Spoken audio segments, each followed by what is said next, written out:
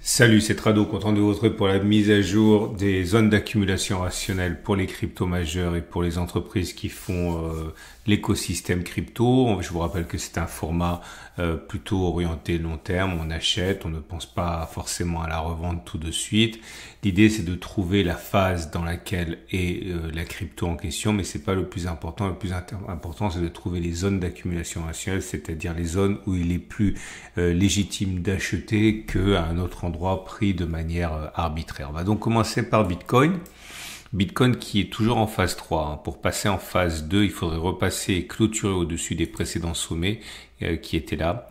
Et le fait que l'on soit passé en dessous de la moyenne mobile à 30 semaines, ici à quelque part mi-fin à la phase 2, activer une phase 3. Et pour réactiver la phase 2, il faut donc clôturer au-dessus des 100 954. On a failli le faire, hein. On a failli le faire ici, mais on a échoué. Mais j'ai l'impression quand même qu'on va avoir d'autres chances d'arriver à nos fins et repasser en phase 2. Pour l'instant, retenons que la zone d'accumulation rationnelle, ça reste 79 000, 69 000 dollars. L'Ethereum, malheureusement, contre toute attente, même si la progression est assez importante depuis le 7 avril, on a doublé, on a pris 100%. 107% même sur les plus hauts de la semaine écoulée. Mais vous remarquerez qu'on est toujours ancré sous une moyenne mobile à 30 semaines qui descend. Et on a cassé, c'était un moment maintenant, mais on a cassé ce support qui était un support de référence sur cette bougie-là. Donc pour moi, on est en phase 4. Mais vous l'aurez compris, il y a quand même des éléments qui militent pour la cassure de la moyenne mobile 30 semaines et l'installation au-dessus. Donc ça changerait d'une phase 4. Mais pour l'instant, si on reste factuel, ça reste une phase 4. La zone d'accumulation rationnelle a déjà été sollicitée, c'est ça. C'est 20-20, 15-0-0. Il y a encore 6 semaines, on a végété à l'intérieur. Donc c'est pas impossible qu'on y retourne. Mais pour l'instant, on s'en est éloigné.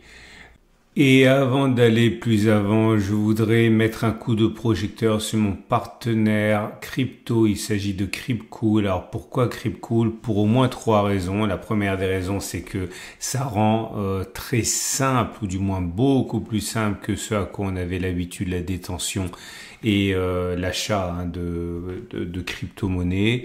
Et également, c'est sécurisé en garde froide. Garde froide, ça veut dire que c'est dans un coffre et que ce n'est pas connecté à l'internet. Ça veut dire que vous pouvez pas vous faire siphonner votre wallet de manière aussi simple qu'on peut le voir quasiment tous les jours dans les actualités.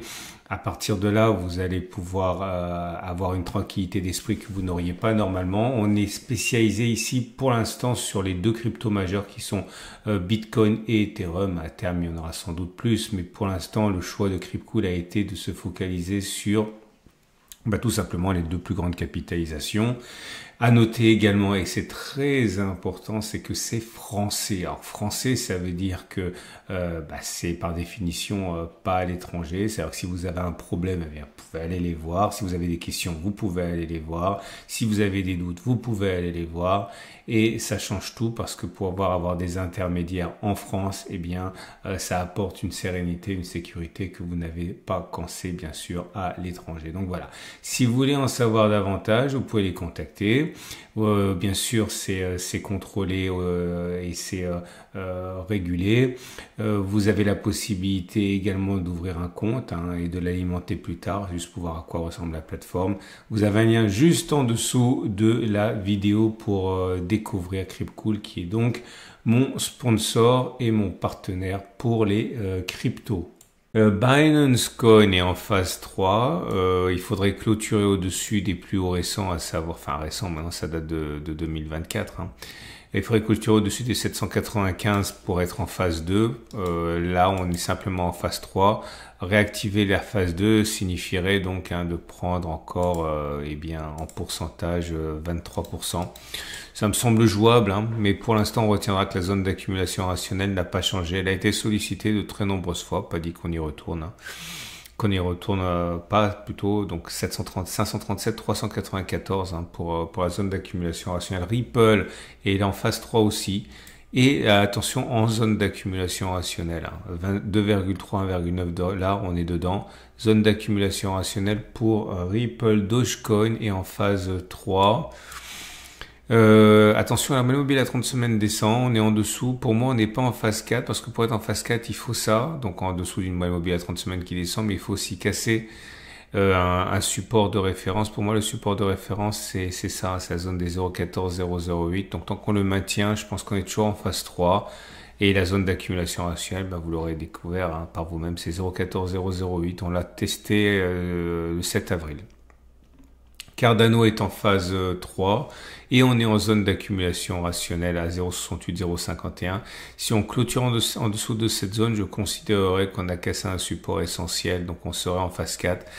Pour l'instant, c'est pas le cas, c'est une phase 3. Solana est en phase 3 également et en zone d'accumulation rationnelle. Attention, en cas de cassure de cette zone des 170, on serait en phase 4, ce qui n'est pas le cas actuellement. Tronix est en phase 2 ou 3. Pourquoi 2 ou 3? Si on regarde objectivement le graphe, on est au-dessus de la moyenne mobile à 30 semaines qui monte, donc ça nous vaudrait d'être en phase 2. Mais voilà, là d'où je viens, c'est-à-dire l'analyse des actions, des indices, des ETF, quand une action perd 50%, 55 même, on n'est plus en tendance haussière. Donc, mais c'est pas très important. Le plus important, c'est que la zone d'accumulation rationnelle, c'est 0,24, 0,20. On passe aux entreprises avec Mara Holding qui est en phase 4 pour le coup. Pourquoi? Parce qu'on est en dessous de la moyenne mobile à 30 semaines qui descend et on a cassé un support de référence qui était là. Donc pour moi c'est une phase 4. La zone d'accumulation rationnelle a été sollicitée ici 2 semaines de suite. C'est 19, 7,2. Peut-être qu'on y retournera. Riot Platform est en phase 1. C'est pas toujours facile. Là, certains diront qu'on est plutôt en phase 3, d'autres diront qu'on est en phase 4. Bon, je sais pas. Mais en tout cas, ça, c'est une zone de latéralisation. On est en zone d'accumulation rationnelle à 866,4. Coinbase Global est en phase 3.